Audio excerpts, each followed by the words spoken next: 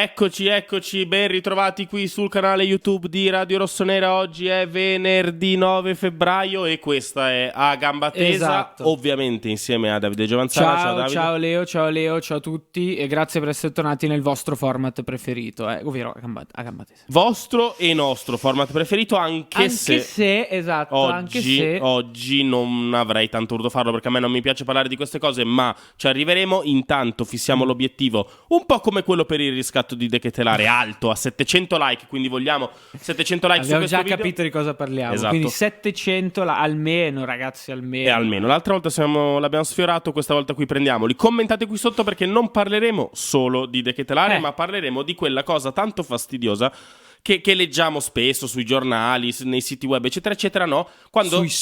Sui social, quando al Milan viene accostato un giocatore e non viene preso, beffato, e quando al Milan invece un giocatore va via e fa discretamente bene, e lì è un rimpianto Milan.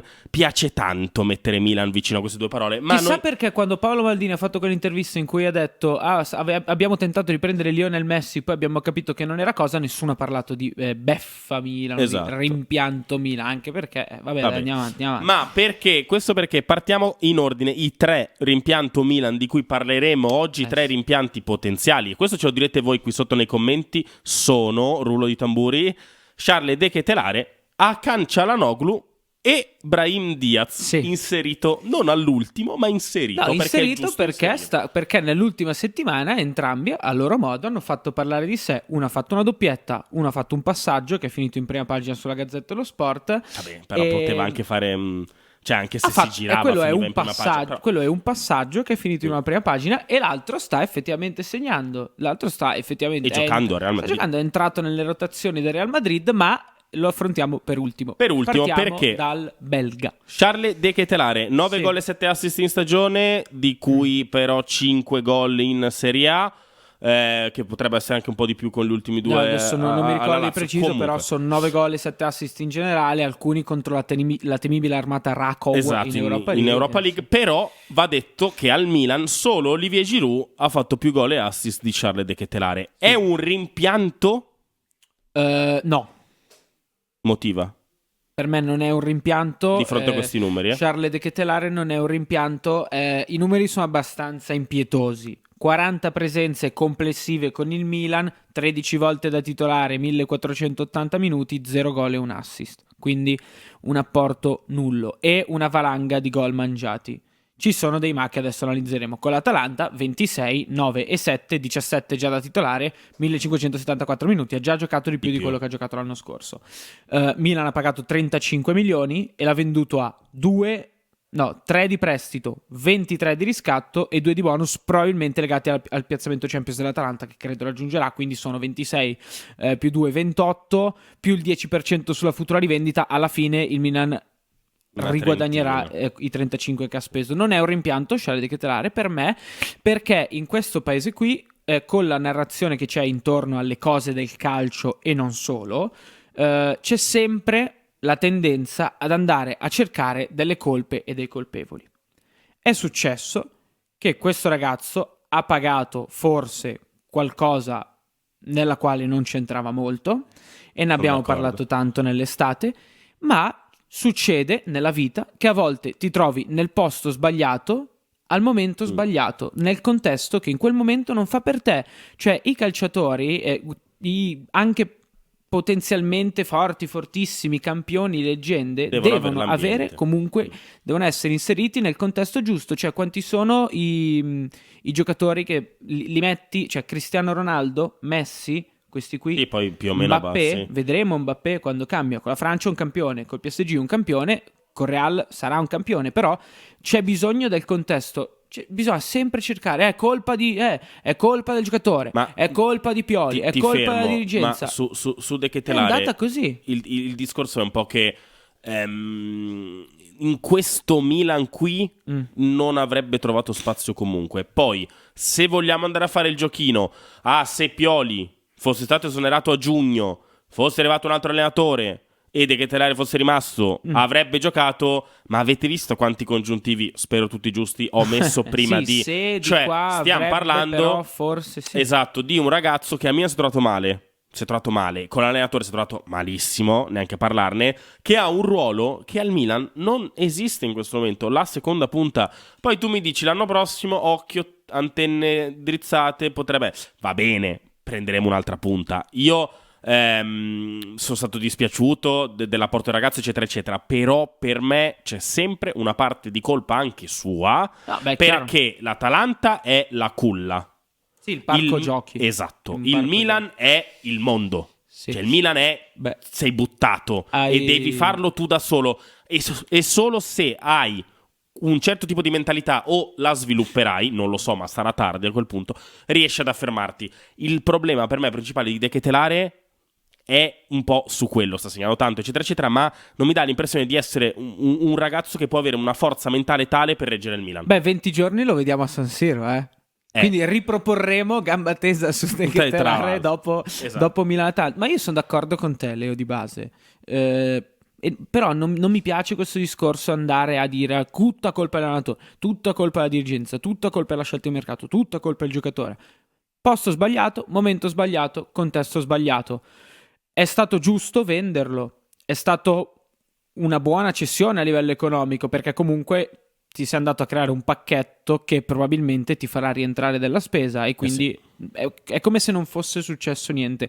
Mi sarebbe piaciuto vedere il ragazzo esplodere con la maglia del Milan? Sì. Avrei voluto vederlo ancora con la maglia del Milan? Sì. È stato giusto venderlo quest'estate? Sì. Cioè, tu immaginati con quello che fa Olivier Giroud, perché tu ti dici, l'attaccante, sì, noi cercavamo un attaccante, ce l'avevamo in casa, era Charles De Ketelaere. No, cioè metti Charles De Ketelaere a fare quello che fa Olivier Giroud. No. Cioè, non è roba sua. Non è roba sua. Lui deve giocare a due, è evidente che debba giocare a due. Comunque, sarebbe stato uno Jovic quest'anno De Ketelaere. Sì, però non ha quel killer instinct. Quel giocatore che sta un po' più largo, un po' più defilato. Quel giocatore magari che ti entra partita in corso, cambia lo schieramento tattico, lo scenario tattico, e qualcosa cambia. Però comunque, per me rimpianto no. Autotransfer da oltre 20 anni offre servizi taxi per trasferimenti da e per aeroporti e stazioni ferroviarie agli stadi in cui gioca il Milan. Se desideri seguire il Milan nelle sue partite, in caso in trasferta, con noi troverai la soluzione ideale per il tuo trasferimento, a un prezzo molto conveniente. Prenota online auto, minibus o bus per arrivare con un servizio porta a porta direttamente allo stadio o al tuo hotel. Scegli il servizio più adatto alle tue esigenze di viaggio, il servizio privato di diverse categorie, standard, prestige o il servizio con auto a disposizione. Una volta effettuata la prenotazione, riceverai una mail di conferma del servizio con il relativo voucher di viaggio. Il giorno prima del tuo arrivo o della tua partenza, invece, riceverai un messaggio di conferma del servizio con il nome e il numero di telefono del conducente, che si prenderà cura di te. Ah, dimenticavo! Se sei un ascoltatore di Radio Rossonera, collegati al link per la prossima partita e usa il codice riservato a tutti i tifosi per ottenere un coupon con lo sconto del 10% su tutti i tuoi transfer. Domanda 1 a voi: De Ketelaere ha un rimpianto Milan qui sotto? Perché adesso vi apro il grande capitolo, anche se non mi piace per niente, perché io non lo sopporto. Però torniamo a parlarne dopo mesi. Esatto, va detto. Di Hakan Çalhanoğlu, perché non siamo qui a leggere né commentare alcun tipo di follia collettiva che è uscita nel weekend. Ve lo dico già subito, Davide. Follia collettiva, frasi, parole, dichiarazioni, un'allucinazione collettiva delle persone. Per quanto mi riguarda, quello che è successo, e il limite forse è stato un po' superato. Perché vi vado a leggere delle statistiche che forse voi saprete, ma Hakan Çalhanoğlu al Milan fa 172 partite, 32 gol e 48 assist, mentre all'Inter ad oggi fa 122 partite, 23 gol e 24 assist. Al Milan porta un gol ogni 2 partite,15, e all'Inter ogni 2,6. Ora, io non dirò nulla su Hakan Çalhanoğlu, Davide, perché per me non fa parte di quel rimpianto Milan per come se n'è andato, per quello che ha detto e tutto quello che è successo, e per me quella roba lì conta. Ma a guardare di dati c'è grande disonestà intellettuale in giro, perché non leggere questi dati, dire al Milan era un brocco e adesso è diventato questa cosa qui, i numeri dicono altro, e per me c'è grande disonestà intellettuale in questo momento attorno ad Hakan Çalhanoğlu. Fammi il domandone, però. È un rimpianto? No, neanche Çalhanoğlu per me è un rimpianto. Se tu uno dei giorni più storici della rinascita del Milan negli ultimi anni, ovvero il 2-0 la trasferta a Bergamo, doppio rigore di Chessy. Se tu, tornando da quella partita lì, metti una storia su Instagram con scritto "See you at Casa Milan" e sono i giorni in cui stai cercando di rinnovare il contratto con il club, 4, 5, 6, 7, 10 giorni dopo firmi con l'Inter, ma avresti potuto anche firmare con la Juventus, e io credo che non sia successo tutto in 10 giorni, che tu e il tuo agente carissimo avranno probabilmente avuto contatti, diverse offerte anche contatti già prima del "See you at Casa Milan". È un rimpianto? No. Sta facendo una grandissima stagione? Sì. È un giocatore fondamentale nell'Inter? Sì. Quella è la posizione congeniale a lui? Probabilmente sì. Al Milan l'abbiamo visto in quella posizione lì? No. Al Milan è stato un giocatore decisivo, perché è un giocatore in quel ruolo lì, per quello che ha fatto lui, ala sinistra, ala destra, tre quarti centrali, tre quarti di qua, mezzala, tre quarti di là, tanto, mezzala, sottopunta, keeping up, tutto tranne il regista, tranne una breve parentesi con il maestro Giampaolo. Questo ha portato un gol ogni 2,15 partite, che è tantissimo, che è tantissimo. Ma per quello allora ti faccio questa domanda, cioè è un rimpianto, è un rimpianto tecnico? No, lui va là, comincia a fare la mezzala, si fa male Brozovic, decidono di vendere Brozovic per fare cassa, e lui viene per forza di cose, anche per intuizione del mister, perché Inzaghi ha bisogno di riconoscere i meriti, viene spostato in quel ruolo lì ed esplode. Ora, sta facendo una grandissima stagione, è un grandissimo giocatore, è uno probabilmente dei migliori interpreti al momento in quel ruolo lì, sì, però il migliore al mondo, ragazzi, il Manchester City non ha perso una partita con Rodri in campo, non ha perso una partita. Io ho detto non voglio andare nel delirio collettivo, non ha perso una partita con Rodri in campo. È un rimpianto? No, perché se tu mi scrivi "ci vediamo a casa Milan, raga, dopo uno dei giorni più storici del Milan 3.0", per me non sei un rimpianto, per me non lo sei. Quindi puoi andare, puoi vincere anche il pallone d'oro, puoi fare quello che ti pare, per me non sei un rimpianto. E sono abbastanza d'accordo. Anche per la differenza di stipendio che c'è.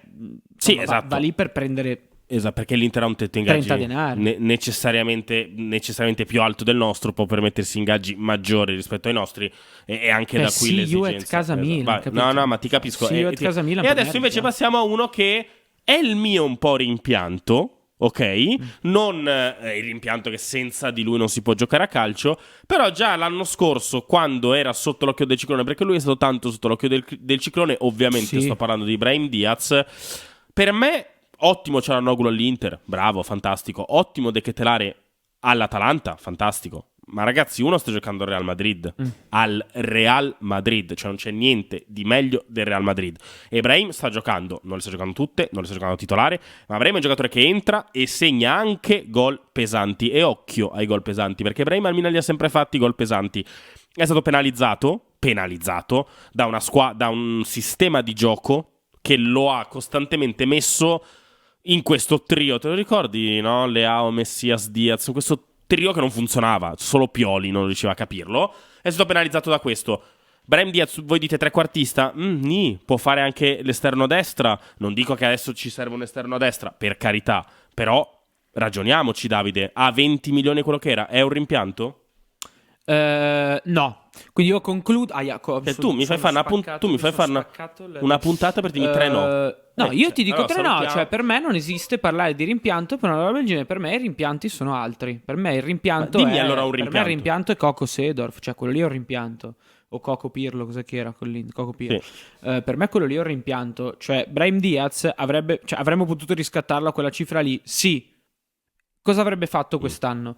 Cioè, cerco sempre di riportare quello che è stato e quello che è adesso. Cioè, io uno come Brahim me lo tengo sempre. Cioè, io a Brahim voglio tuttora un bene nell'anima. Sono contento anche da simpatizzante madridista quando fa gol, quando fa bene, quando Ancelotti decide di schierarlo tante volte, anche viste le varie defezioni, perché Real non ha una punta.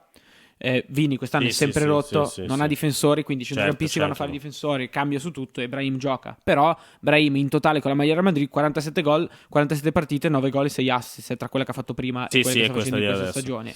Abbiamo visto come è cambiato fisicamente, però rimpianto per me no. Cioè per rimpianto sì, nel senso avresti voluto vederlo in questa stagione qui. L'avrei voluto vedere in questa squadra qua. in generale al Milan per me Brahim ci poteva stare benissimo. Comunque più che la mia o la tua, Davide, che tanto ripeto mi hai fatto fare una puntata e poi mi dici 3 no. Vabbè, perché no, ci sta, ero obbligato a voglio dire sempre sì. la vostra opinione sui 3 rimpianti Milan tra virgolette che vi abbiamo citato oggi. Se ne è parlato tanto questa settimana, se ne continuerà a parlare. Noi no, perché io Cialanoglu parlo una volta e basta. De Ketelare continuerà a segnare, Cialanoglu continuerà a fare dei passaggi e sì, Brahim Diaz continuerà a segnare. Vabbè, grazie a tutti di aver visto questa puntata, grazie a te Davide. Grazie Telio, grazie a tutti. Non serbiamo rancore comunque. No, zero. Vediamo se anche voi siete dello stesso avviso, commentate qui sotto. Arriverà qualcuno a quali sono i vostri state rimpianti. rosicando, sinceramente. Non vedo l'ora. Vi saluto. Ciao.